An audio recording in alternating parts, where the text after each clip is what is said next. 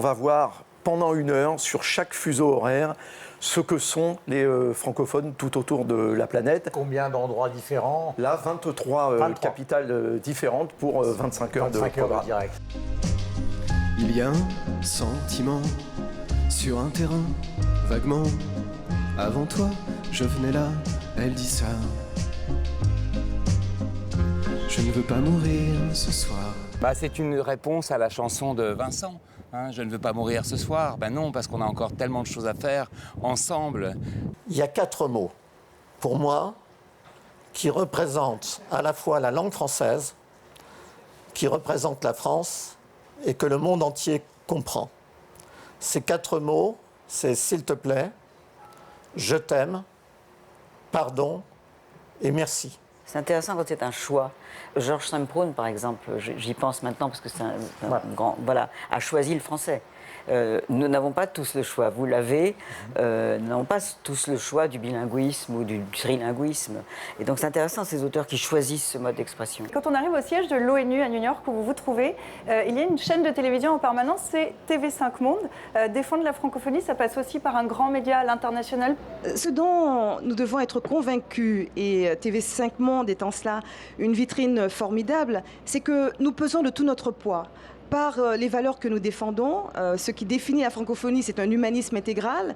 Nous défendons vraiment la diversité des perspectives et la langue française est porteuse aussi de toutes ces perspectives. La décision de la France a été de faire plus en matière de francophonie. C'est vrai ou c'est une rumeur ? Ah non, je peux vous dire que le chef de l'État, Emmanuel Macron, est très engagé sur ce sujet-là. Il en a fait une des priorités dans son discours aux ambassadeurs fin août.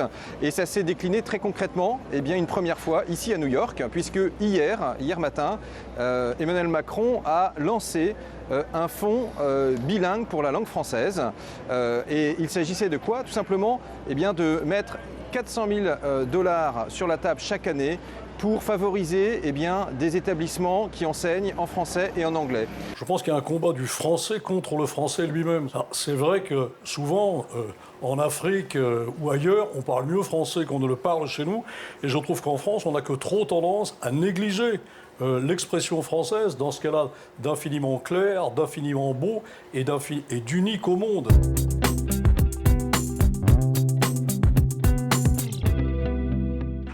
À Abidjan, on parle pas, on coumant, on fuit pas, on fraya, on mange pas, on dabat. On dit ce que tu manges, c'est ça que tu fais sortir. Mais nous, on a avalé français, mais on a sorti nouchi. Vous pensez que j'abuse? Moi? Oui, oui, moi. On dit moi, putain. Moi, et on prononce moi. Donc, donne-moi devient donne-moi. Même pas donne. Non, on dit do. Donc, donne-moi. Donne-moi. Et pour parler comme lui, je dirais donne-moi mon lin. Moi. D'où vient le nouchi? Le nouchi vient de la rue. Je suis en train de jabrapapa dans ton yukulu. Est-ce que c'est à Djoro? Tu vois? Traduction en français, s'il vous plaît. Je suis en train de te parler. Est-ce que c'est rentré dans ton oreille? Est-ce que j'ai compris? Est-ce que tu as compris? Un bon français, quand quelque chose n'est pas normal, on dit elle est. Répondez sur le plateau. Quand quelque chose n'est pas normal, on dit elle est. Quand un discours, une allocution ne contient pas de politique, on dit le discours, l'allocution n'a pas de apolitique. Imaginez un continent qui n'a pas de fric. Comment on peut l'appeler sur cette base? Afrique.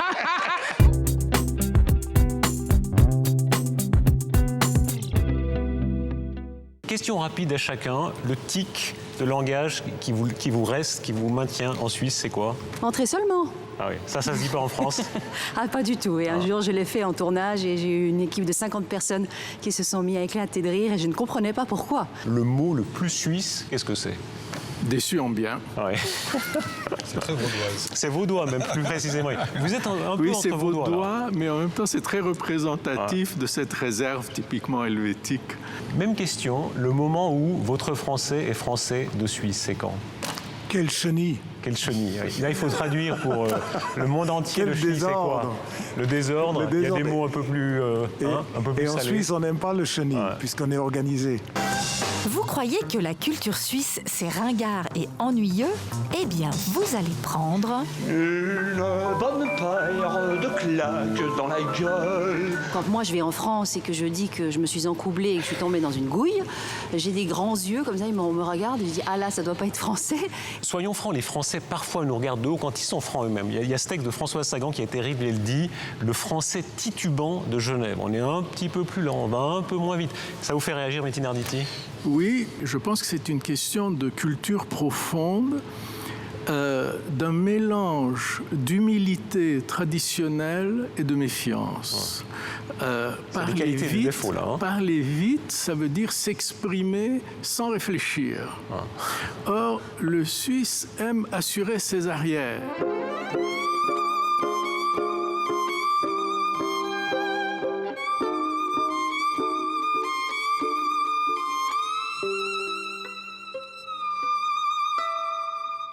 Je pense qu'il y a aussi la culture suisse qui fait qu'on est moins dans la grandiloquence, on est plus modeste, on est influencé aussi par la religion, par le fait qu'on est un peuple de montagnards et on ne procède pas de l'aristocratie. En Suisse, il n'y a pas le culte de la personnalité. Bertrand Piccard, vous avez fait le tour du monde, pas comme nous, tranquillement dans un studio, enfin dans ce BFM qui est une magnifique salle, vraiment en avion, succès planétaire, écho planétaire. Est-ce que vous restez, est-ce que dans tout ce tour, vous avez parlé aux médias du monde entier, vous êtes resté un francophone suisse? J'ai un petit peu de scrupule à dire que j'étais un ambassadeur de la francophonie parce que pour faire rayonner la Suisse à l'étranger, c'est peut-être paradoxal, mais on doit parler anglais. Ça, c'est parce que terrible, sinon on n'est pas vraiment compris par le reste du monde. Alors, mon accent français, francophone, suffisait peut-être à rappeler que j'étais suisse même quand je parlais anglais.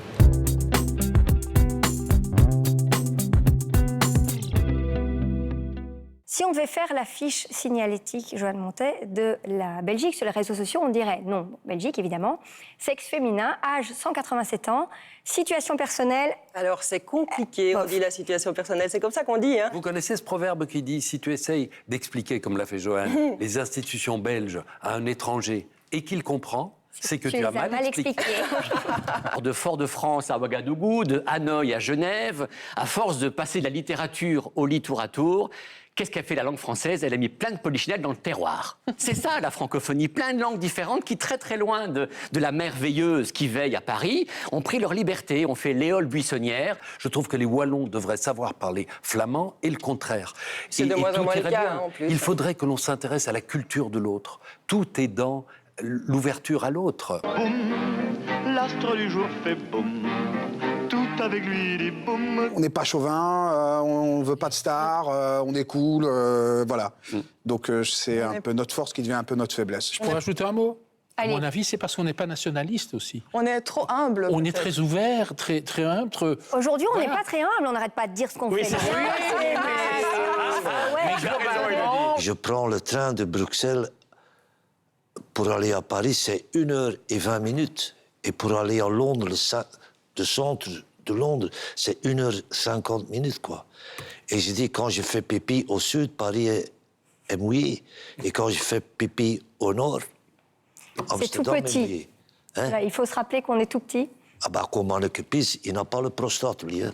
Je veux vivre dans un monde où on ne doit pas chercher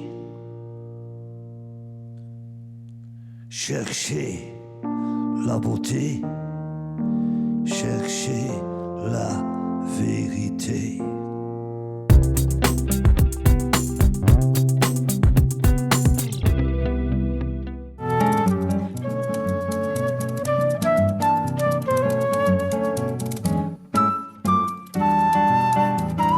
D'après l'évaluation qui a été faite, il y a une quarantaine de langues en Guyane.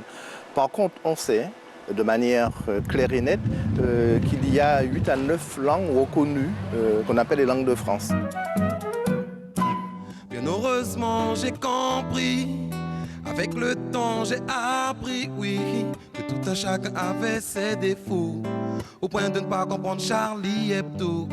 Il n'y a pas de raison de rejeter la langue française, même lorsque la langue française a été un instrument de domination.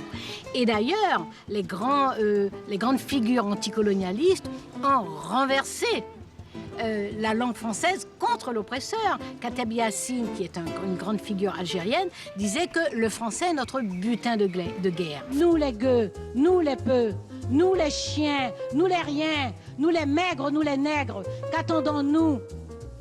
Qu'attendons-nous pour faire les fous, pisser un coup sur cette vie stupide et bête qui nous est faite?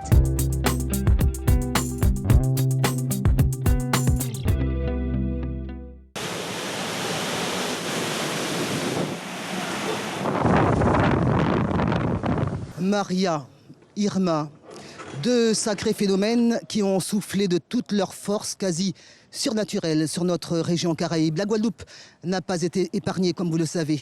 Et c'est une partie du ventre francophone qui palpite encore au rythme de ces violentes déferlantes. Alors pour nous, en ce moment-là, la francophonie prend une autre allure, une autre couleur. La couleur des plumes rebelles qui marquent aussi le caractère de notre région.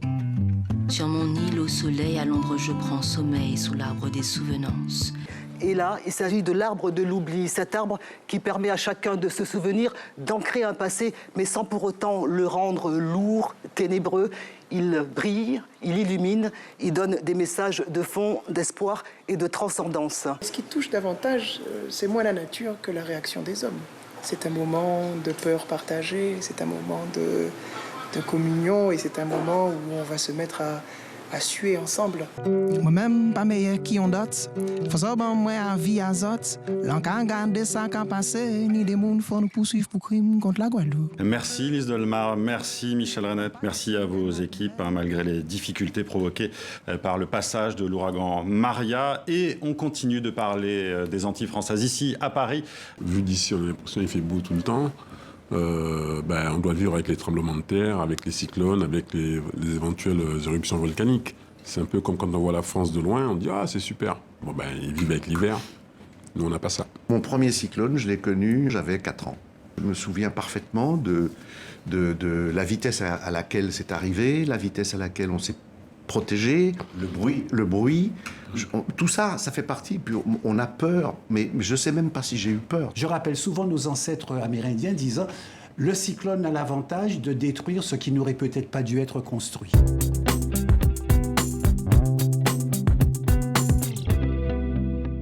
Alors on est en forme, on est prêt à commencer? Oui. OK, comme on dit chez nous, on lâche pas la patate et on lance l'émission. Je suis allé avec les caméras à l'extérieur et comme ça, improvisé, j'ai attrapé des gens au passage et j'ai discuté avec eux. Ça donne une petite conversation. Chez nous, on dit une jasette. Notre français qui vient de marin, qui vient d'ouvrier, qui vient de fermier, est devenu très imagé.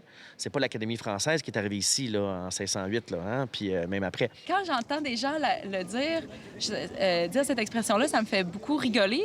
Avoir le trou de cul en dessous du bras. Tu sais, je me vois juste comme un trou de pète en dessous d'un bras. Je trouve ça juste très drôle. Mais qu'est-ce que ça veut dire, d'après toi? Mais moi, je pense que ça veut dire que ça va pas bien. Alors, bonjour, Mélanie Joly. Bonjour. Et merci de partager un café à entrée principale. Je suis très content qu'on fasse ça ensemble. Ça me fait plaisir. Il y a moins de café que je m'attendais, mais je suis contente de prendre un café de façon en fait virtuelle. Madame Joly, quand vous avez appris qu'on était choisi entrée principale pour être à TV5 Monde aujourd'hui partout sur la planète francophone, avez-vous été inquiète qu'on nous choisisse, nous? Je ne commenterai pas sur cette question-là. J'ai confiance, André, en vos capacités de pouvoir vraiment faire rayonner notre francophonie partout à travers le monde.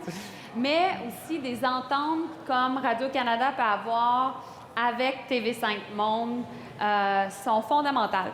Oui, exactement. Sont fondamentales parce qu'on doit s'unir au niveau international via le radiodiffuseur public francophone pour justement faire rayonner notre francophonie. J'espère qu'à partir de maintenant, la tasse entrée principale sera sur votre bureau, Madame la ministre.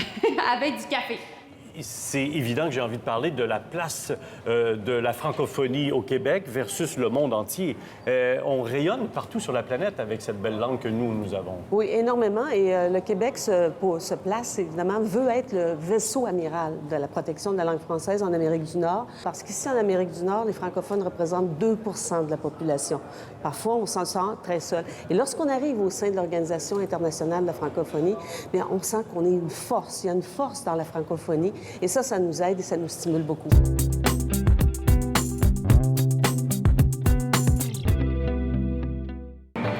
Dire que la Nouvelle-Orléans est une ville francophone et francophile, ce sont deux gentils euphémismes. Du nom des rues de la cité louisianaise aux enseignes des magasins des quartiers populaires, c'est bien simple, le français est partout. OK. C'est un professeur, toujours ses livres. D'abord, j'ai précisé, je dis tu au professeur, c'est une marque de respect en Louisiane. Professeur, si tu veux bien. C'est quelque chose que j'ai écrit en réponse à la pression qu'on avait sur le français. Perdre le français et juste qu'on est rendu là, dans notre histoire, ça serait un maudit dénouement quand même. Et il y a un éditeur qui a essayé de corriger. J'ai écrit D-E, accent aigu, N-O-U-S-M-E-N-T, dénouement. Il y a un éditeur qui a essayé de corriger. Il dit non. Et il a dit oui, mais c'est seulement les poètes qui peuvent créer, jouer avec la langue. J'ai dit oui, mais voilà mon permis de conduire, je suis poète.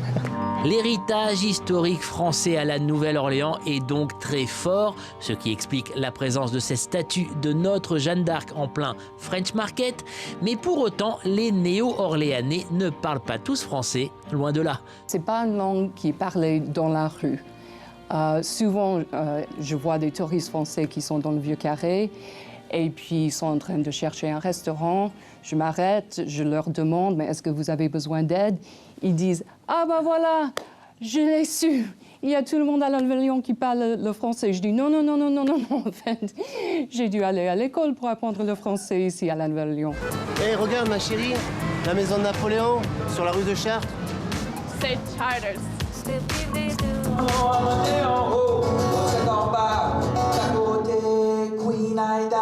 Je suis un auteur francophone et fier de l'être, mais en fait, ce que je suis, c'est un auteur-compositeur franco-anglaise ou anglo-française qui espère d'embellir le monde avec les chansons que j'écris. J'ai construit tout ça, c'était un parking ici. Allô, Simon? La guillotine. Ça, c'est pour quand je vais dans les écoles. Ils vont voir la guillotine, les gamins, ils aiment bien ça. Ils sont tous là pour... Alors, les photos, voilà. Ils sont tous comme ça, en train de faire des photos.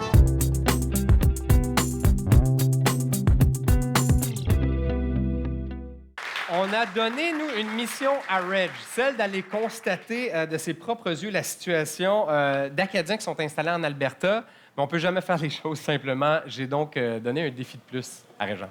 Acceptes-tu? Je pense, ben oui, Brent, t'acceptes, toi? T'embarques? Partant? Ben, je te laisse mon sel. C'est parti. On est à Bonnie Doon, qui est le quartier francophone d'Edmonton. On se retrouve devant la cité francophone, qui est dans le fond comme un méga complexe où se retrouvent plusieurs des bureaux des fédérations francophones de la province. Je suis certain qu'il y a quelqu'un à l'intérieur qui peut nous donner une petite piste pour trouver le fameux Sports Bar acadien. On check ça. Désolé, jamais entendu parler de ça. On est à la recherche du Sports Bar acadien. Il faut absolument que je trouve ça aujourd'hui. J'ai jamais entendu parler de ça.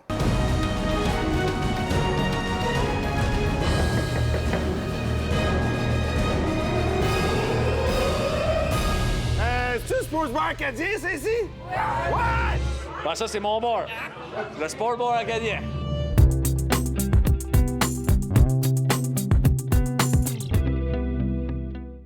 Bienvenue dans notre émission appétissante qui a pour titre « On n'est pas sorti de l'auberge à Vancouver ».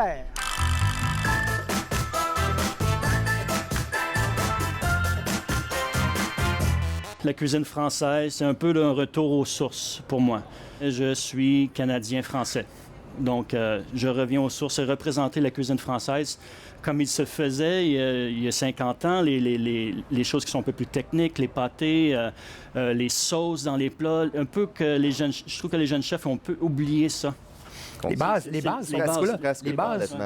sont beaucoup là. Ouais. Puis, il n'y a plus de base. Puis la cuisine française, ce que je trouve extraordinaire, c'est une école du goût. Dans le sens où tu suis une recette de A à Z, puis il faut que ça goûte ça à la fin. Mm-hmm. Et quand tu apprends à cuisiner avec tes bases, avec des recettes classiques, tu deviens un cuisinier solide. J'ai fait une rencontre avec Jean-Nicolas Choquette, qui lui est responsable d'une petite ferme, Fairburn, qui est dans la vallée de Cowichan, et qui élève des bufflonnes, ce qui est plutôt rare. Et lorsqu'on regarde ces vallées, ces espaces incroyables avec la montagne au loin, ça sent aussi la Provence. On élève la bufflonne. Alors, ils ont importé un troupeau de l'Europe, de la Bulgarie. Qu'est-ce que ça veut dire, Cowichan? Cowichan, ça vient du langage autochtone et ça veut dire la vallée du soleil.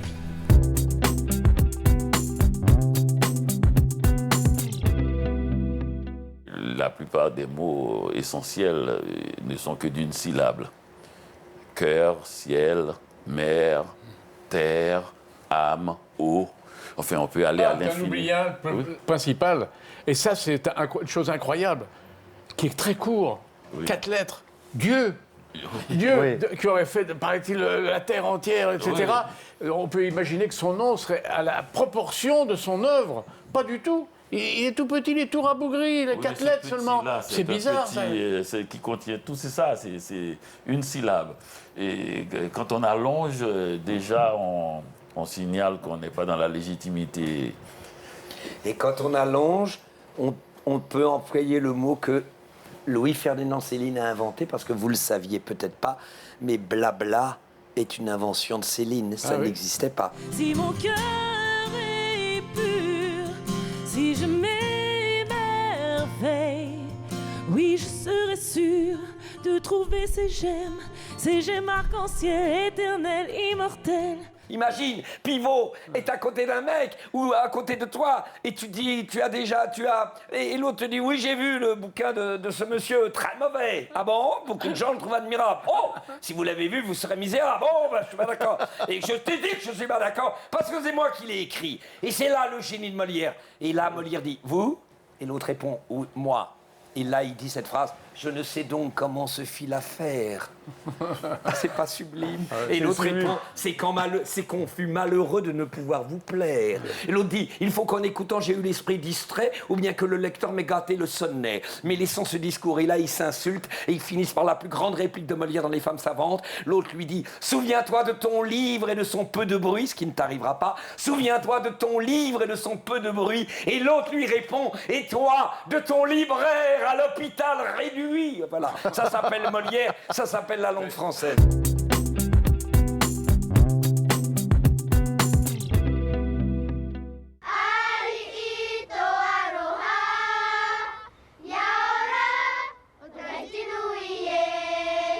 Ce lieu était un havre de paix, mais c'est aussi un point stratégique puisque c'est ici qu'a été établie la maison du gouverneur, aujourd'hui l'Assemblée de la Polynésie française. C'était un lieu de rencontre où on discutait politique, prestige, économie, gestion, et c'était un lieu chargé de pouvoir et d'histoire.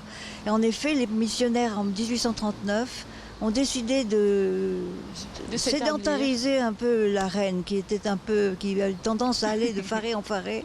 Ils lui ont construit un faré à l'emplacement de l'actuelle Assemblée territoriale en 1839. Et peu de temps après, c'est le gouverneur qui a amené une maison préfabriquée pour être son résidence. Et ce qu'il y a de curieux, c'est que l'histoire se prolonge, puisqu'il y a l'Assemblée territoriale à la place de la Maison de la Reine, mais il y a toujours la résidence du Haut-Commissaire. C'est la langue française qui est principalement utilisée pendant les séances aujourd'hui. Et il est vrai que les élus indépendantistes ont pour habitude d'intervenir en langue tahitienne, donc nous disposons d'un traducteur qui traduit les interventions en langue tahitienne simultanément en langue française. C'est un peu notre fierté en Polynésie, la première fois que Disney choisit parmi le Pacifique la Polynésie pour traduire un de leurs dessins animés dans notre langue vernaculaire. On en découvre un extrait tout de suite.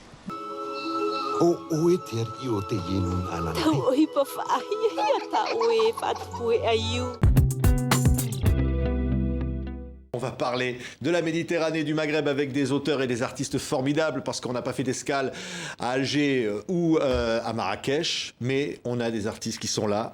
Au milieu des années 30, dans l'Algérie coloniale, un étudiant en lettres, que ses camarades appellent tout simplement Charlot, s'écarte des sentiers battus et ouvre une maison d'édition dans une échoppe du centre d'Alger. Bientôt, les éditions Charlot, en 1937 et 1939, publient L'Envers et l'Endroit et Noces, 2 essais d'un jeune journaliste, Albert Camus. Et j'ai eu envie de questionner ce lieu, de questionner cette époque du XXe siècle. Et qui de mieux pour questionner le XXe siècle en Algérie qu'Edmond Charlot? Camus, je pense que dans l'histoire littéraire algérienne, mais aussi dans l'histoire littéraire française, il occupe une place très particulière. Très certainement que la grande force de l'œuvre de Camus est là, de pouvoir à la fois supporter des discours d'admiration, mais aussi supporter des textes critiques qui font que Camus demeure une figure insaisissable et difficilement catégorisable.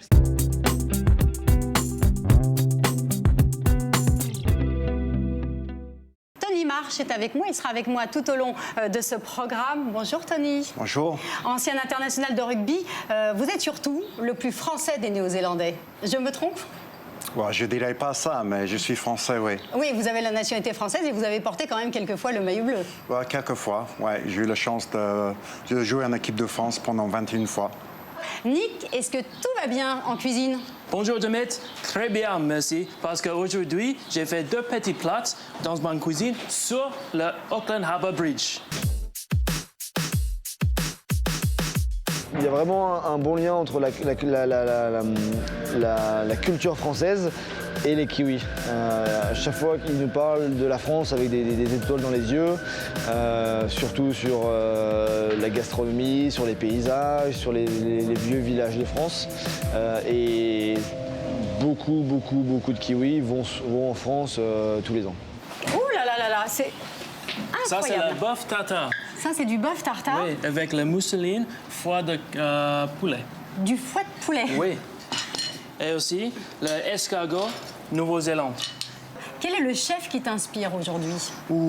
Cette semaine, c'est Michel Troisgros. Michel Troisgros? Oui. Oui, alors il faut savoir que Nick vient de rentrer en Nouvelle-Zélande parce qu'il a aussi un restaurant, Le Petit Léon, qui se trouve en Dordogne, donc 3 mois dans l'année. Il part là-bas ouvrir son restaurant. Et donc, Michel Troisgros, qu'est-ce que tu as aimé?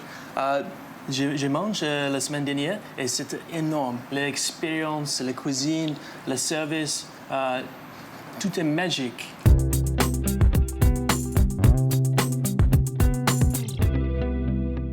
Le français côtoie ici 28 langues vernaculaires, de quoi donner à la francophonie calédonienne une identité hors norme. Et cette francophonie, aux couleurs du Pacifique, se retrouve dans l'univers culturel et tout particulièrement musical, avec un style. Il s'appelle le Kaneka. Le Kaneka, à l'origine, il faut le rappeler, c'est quand même la parole de Jean-Marie Tjibaou, qui a été donnée à nos aînés, de créer une musique, créer un mouvement musical pour accompagner un mouvement politique.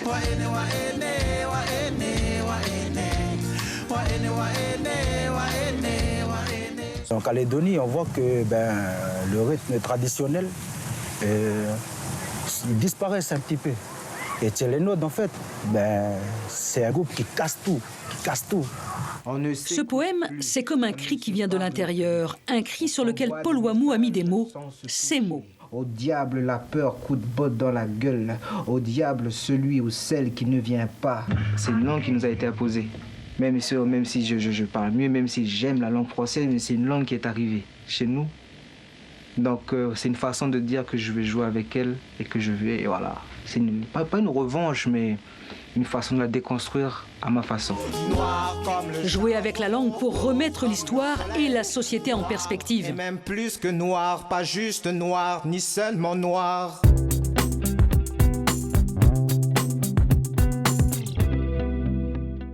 Depuis une quinzaine d'années à peu près, il y a de plus en plus de francophones qui viennent s'installer ici, qui tentent la grande aventure australienne. J'ai regardé les derniers chiffres, il serait près de 90 000 installés ici actuellement. Sandrine, pourquoi est-ce que vous avez décidé de venir vous installer ici en Australie? C'est quoi? C'est le soleil? C'est la bonne humeur des Australiens? Qu'est-ce qui vous a donné envie de venir ici? Je pourrais dire que c'est un petit peu tout à la fois.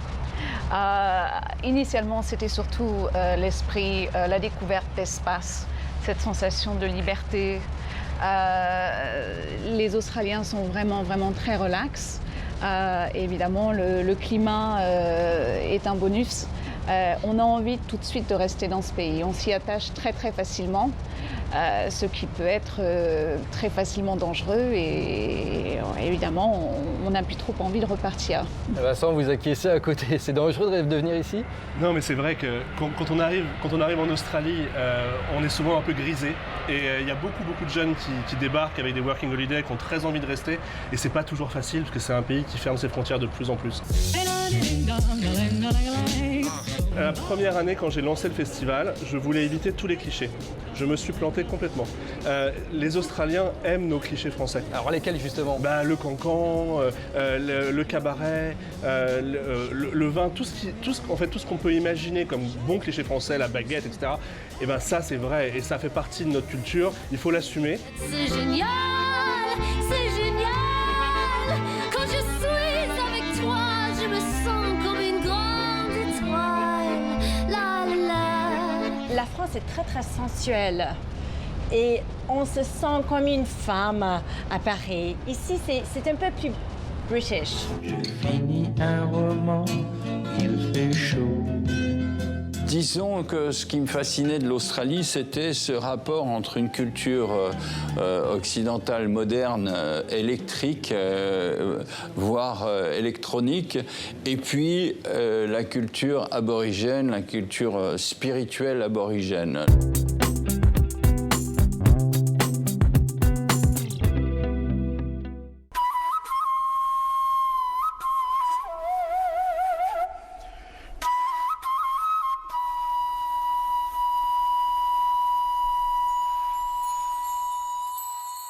Le Salpurichum, c'est une danse chamanique pour faire disparaître un malheur. Elle exprime le fait d'accueillir un bonheur après avoir effacé une catastrophe de la vie.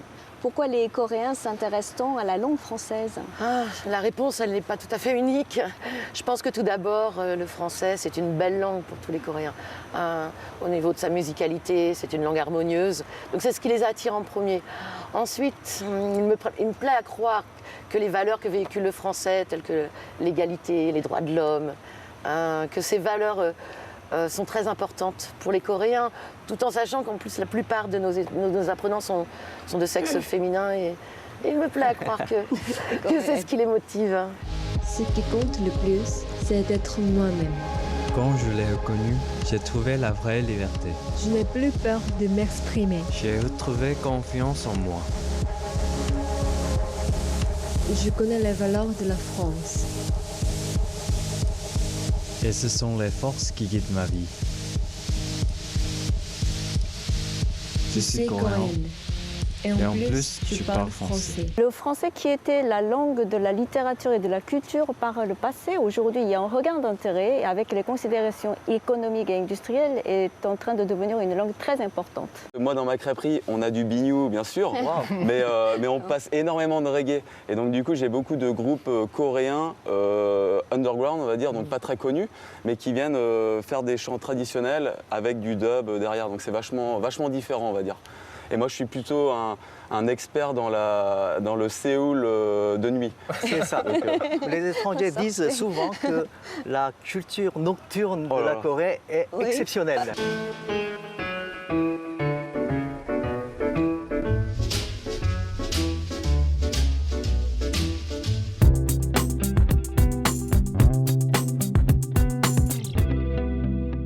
Nous sommes au siège de la CCTV à Pékin.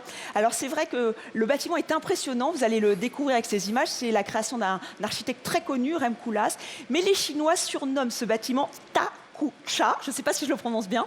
Oui, très bien. Et je crois qu'il ne faut pas trop dire ce mot à la télévision, c'est un peu familier, Roline. Oui, tout à fait. Vous savez, cette construction très connue dans le monde entier, mais dès le début, la polémique faisait rage parce que tous les Pékinois, apparemment, ne sont pas tombés amoureux de ce bâtiment.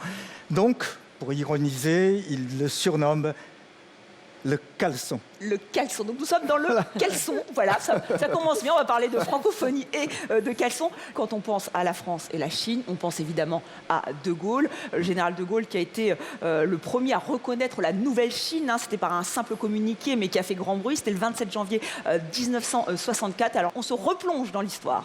Officiellement, M. Malraux était en voyage privé.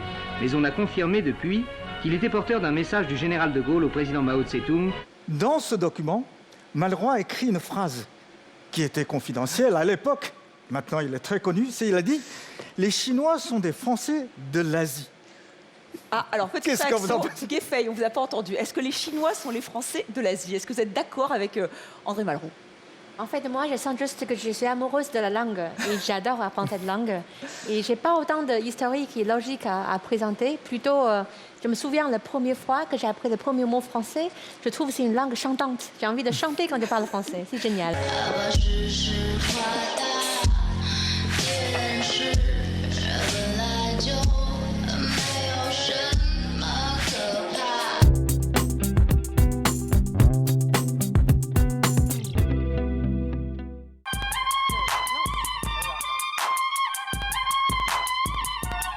Nous sommes heureux de poursuivre ce tour du monde de la francophonie avec vous à Phnom Penh au Cambodge, donc le royaume berceau de la francophonie asiatique. Alors nos invités sont là.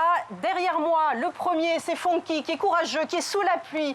Fonky, c'est l'étoile montante de l'art urbain. Alors il est riche, cet homme-là, parce qu'il est riche d'une triple culture, cambodgienne, française et canadienne. Je suis allé puiser dans notre culture, dans justement les bas-reliefs d'Angkor, en me disant pourquoi copier ce qui se passe ailleurs quand on a quelque chose de tellement riche. Parce que pour moi, vraiment, le graffiti, le street art, qu'importe comment on veut l'appeler, c'est vraiment un reflet de la société dans laquelle il se développe.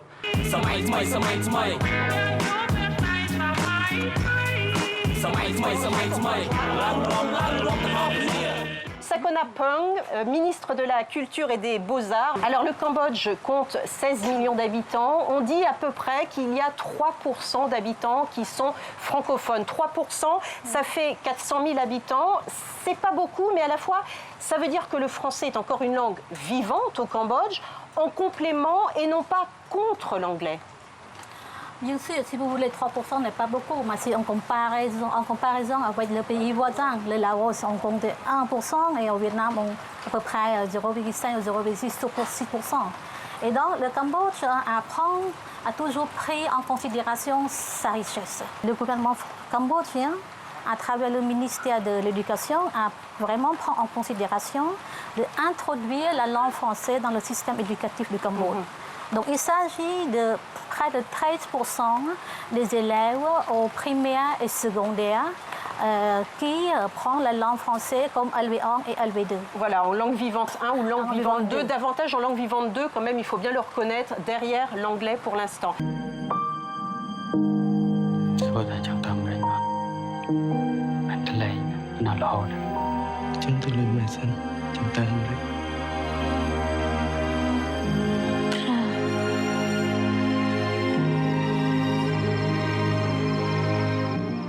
David Chou, dans ce film primé à Cannes, Diamond Island, vous avez voulu montrer un autre visage du Cambodge. Oui, je pense que le cinéma, ce que peut le cinéma, c'est aussi montrer des représentations différentes des choses. Et c'est clair que si on pense au Cambodge, les représentations qu'on peut avoir du Cambodge, ça va souvent tourner autour soit de la période angkorienne, soit de la période Khmer Rouge, et peu du présent. Et finalement, les gens ont peu de nouvelles de ça. Et moi, ça m'intéressait de faire ça.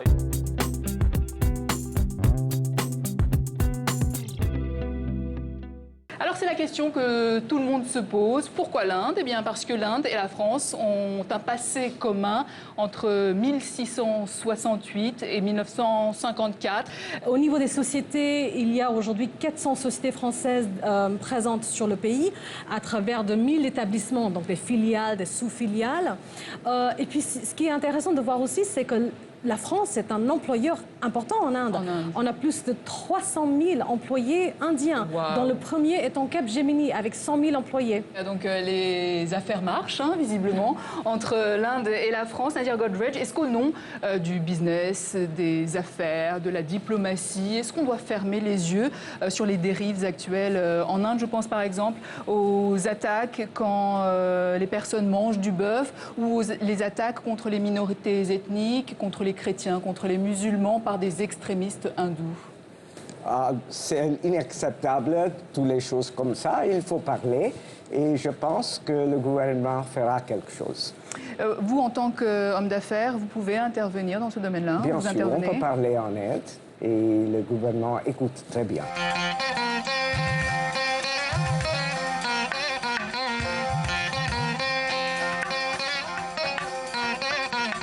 Vous dites que vous n'auriez pas eu de carrière sans la France.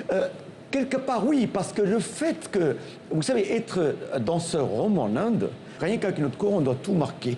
Tout se voit, de la tête aux pieds, on doit marquer le rythme, on doit vraiment bouger et s'exprimer. Et je pense que ça a été bien compris. D'autant plus que pour revenir aux histoires des bayadères, quand on a chassé les bayadères en 1948, jusqu'en 1954, les bayadères continuaient à exister dans les temples de Pondichéry. L'Inde, ce n'est pas seulement Bollywood, et c'est pas vous qui me direz le contraire. Non, non, pas du tout. En fait, je déteste ce sobriquet qu'on nous donne de Bollywood parce que c'est un mélange des mots Bombay et Hollywood. Le cinéma indien n'est pas seulement Bollywood. Le cinéma indien, c'est aussi, par exemple, de Kerala, qui est un cinéma magnifique. Swagatam. Swagatam, bienvenue en Inde. Namasté, Raoul. Namasté. Namasté. Namasté. Tiens le volant. Namasté. Namasté. Non, mais je tiens le volant, t'inquiète, regarde. Ici, on ne conduit pas, on évite des accidents en Inde. C'est un pays des cascadeurs. Des cascadeurs.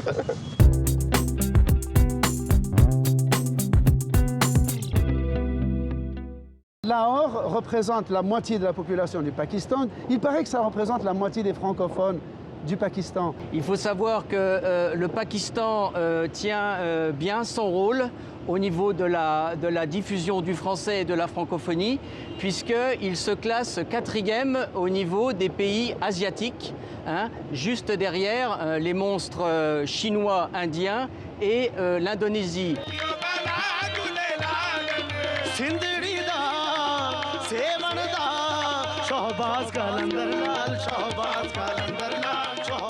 Quel est le quotidien d'une ministre députée pakistanaise francophone féministe qui se bat pour les plus pauvres, les plus précaires, c'est-à-dire les femmes? Ça consiste en quoi votre travail? Ça consiste d'être avec mon peuple, d'être avec mes femmes, d'être avec les gens que j'adore. C'est des gens ils travaillent très dur, ils ont la vie très dure aussi. Mais le Pakistan, l'État de Pakistan, le gouvernement de Pakistan prend soin d'eux.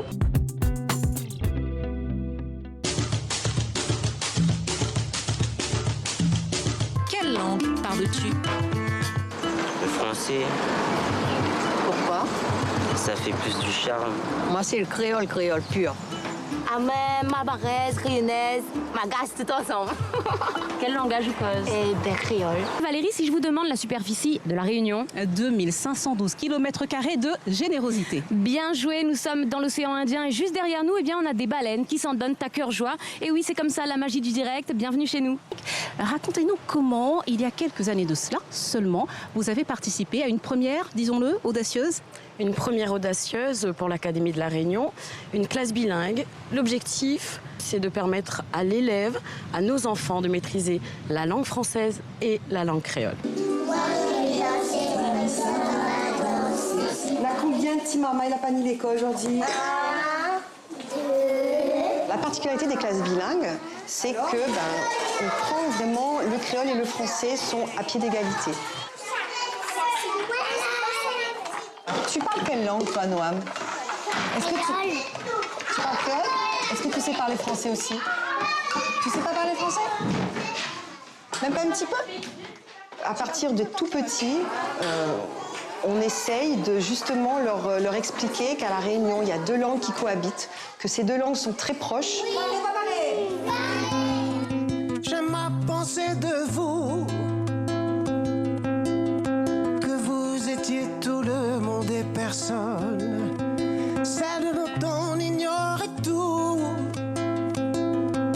mais qui allait faire tomber les rois et les couronnes. Ce qui guide en fait, c'est le fond de cœur, hein, c'est ce qu'on ressent à l'intérieur, c'est ça, voilà. Si c'est le français qui prend place parce que c'est ce qui me vient, ben voilà, et si c'est le créole, ben c'est le créole. On jure. Ah ben oui, créole. Bien sûr. Il dépend, c'est les oreilles venir à nous. Français, c'est compliqué. Conjuguer dans les phrases, faut tout faire. Oh, je dis je t'aime, mais dis pas mi ma peau. Je dis je t'aime.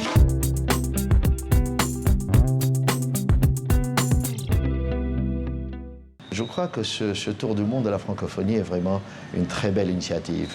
On va parler de culture, on va parler de partage de créativité.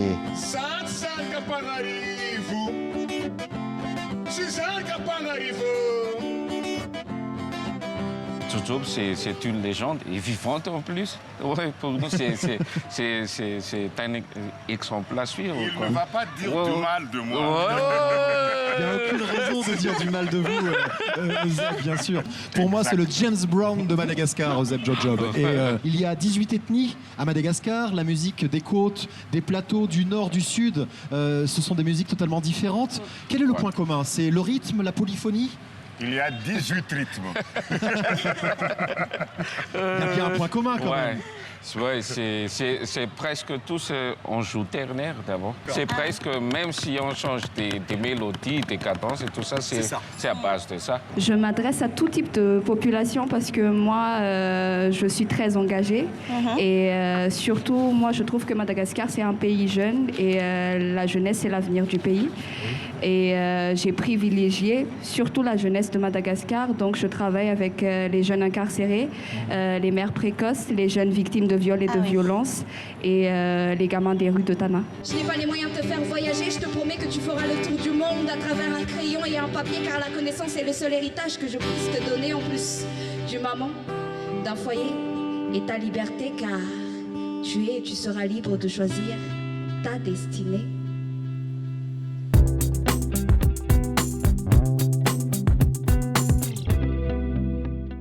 Quelle est aujourd'hui la place de la langue française au Liban? Une fois qu'on a dit que c'était le phare de la francophonie au Moyen-Orient, je pense que vous serez d'accord et ce n'est pas exagéré, mais concrètement, comment se porte-t-elle au Liban?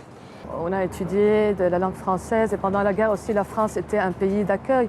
Donc cette langue, on ne peut pas dénier qu'elle a été elle fait partie de notre histoire. Le fait qu'on dit que si on dénie cette langue, on est en train de dénier notre histoire et notre passé, quoi. Nous sommes ici à Beyrouth, à quelques kilomètres de là. Il y a un pays qui est en guerre et qui est ravagé par une guerre terrible depuis maintenant 7 ans, peut-être presque 8 ans aujourd'hui.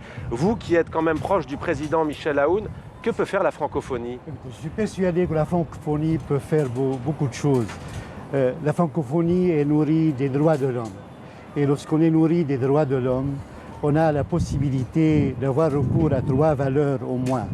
La valeur du respect des différences, la valeur de la liberté et la valeur de la vérité. J'ai découvert le monde du clown et c'était un monde vraiment magique, génial, qui m'a changé. C'est votre projet, vous donnez des spectacles aux enfants libanais et aussi à des enfants syriens réfugiés. C'est vraiment un moment où on peut offrir un peu de joie à ces gens qui en ont besoin.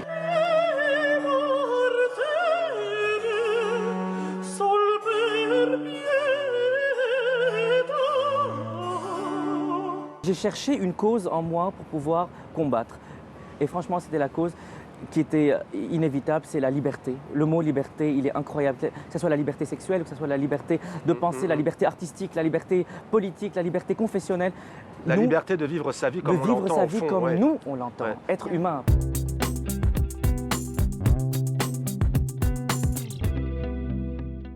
Ici, c'est Kinshasa. Venir à Kin, c'est choisir un séjour d'émotion, d'impression au cœur de l'Afrique, dans la capitale du Congo démocratique. Kin, c'est l'apocophe de Kinshasa. Tu peux l'appeler comme ça. Comme le veulent les cartes postales, là je mets plus en exergue les attraits, les atouts d'une fille ville, belle, à laquelle j'ai fait une déclaration d'amour. Maître Marilyn Yema, comment se vit la francophonie dans le plus grand pays francophone du monde? Alors, la francophonie, elle se vit surtout à travers la langue française, cette belle langue héritée du colonialisme, mais que le Congolais s'est approprié. On va dire 40%, si pas 60% de la population congolaise manie aussi aisément qu'elle manierait sa langue maternelle. Le plus grand rêve que j'ai, c'est de construire une école de musique. Au moins, on pourra permettre à d'autres personnes, et surtout aux enfants, de pouvoir apprendre à jouer des instruments. On s'est dit, c'est bien bon de jouer du Mozart, Beethoven, mais également on a notre culture à nous. Pourquoi ne pas écrire nos propres œuvres? Mais dans ces œuvres, on a voulu qu'il y ait une coloration africaine. Tu sais ce que mon iPhone cache, on s'embrouillera le lundi soir pour se retrouver le jeudi soir, maïe. Jeudi soir, 22h, jeudi soir, jeudi soir, soir, jeudi soir, autour d'un verre. Et voilà, la terre de la rumba, ça fait 1-2. Vous avez été nombreux à suivre ce tour du monde. Denise, voici la rumba. Et c'était Kinshasa. À très bientôt. Matondo Mingi, comme on dit en lingala, et en swahili, Asante Sana. Merci de nous avoir fait découvrir votre grand et beau pays. Merci à toutes les équipes qui nous ont permis de célébrer la francophonie dans ses couleurs et ses accents. Merci à tous, merci de votre fidélité à TV5 Monde.